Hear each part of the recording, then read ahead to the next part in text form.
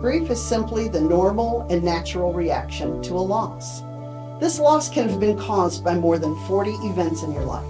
A death is usually the biggest association with grief, but the list is vast. The loss of a job, moving to a new location, having to downsize your home, the loss of a pet, the loss of a romantic relationship, being a caregiver and your person no longer needs you, even the birth of a child or a promotion can create feelings of loss. Grief produces massive amounts of energy, and we're not taught how to expend that energy so we can stabilize after our loss. And our society does not recognize loss in so many areas and has not been successful in helping us through our grief. Even after a life-altering event, most of our close friends and family have predetermined how long we should grieve. But because each relationship is so unique and individual, our grief is expressed differently with each loss, and we are usually not allowed to express our grief to completion. If we illustrated how grief is socialized out of us, I would bring a 2-year-old in to demonstrate grief. I would surround the child with its blanket, its toys, and its sippy cup, and I would ask one of you to reach in and grab those items. What would that reaction be? You're correct if you said that baby would kick and scream and yell, "Mommy!" If we put a teenager in the middle of us and surrounded them with their games and toys and phones and whatever else teens are into these days, what would their reaction be? I guarantee you they would be angry or very sullen. To me, this is a great example of how grief is socialized out of us in just a few short years. By the time we are adults and experience a loss, we hear things like this from our family and close friends. "Get over it. He lived a long life.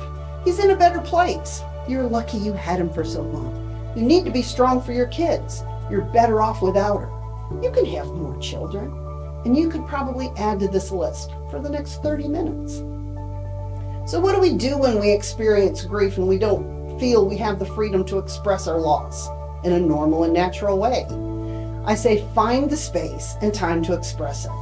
I know when I experienced my significant loss, my normal and natural reaction was to cry and scream, and I scheduled a temper tantrum every day. I would put a timer on for 30 minutes, go to the living room when the kids were at school.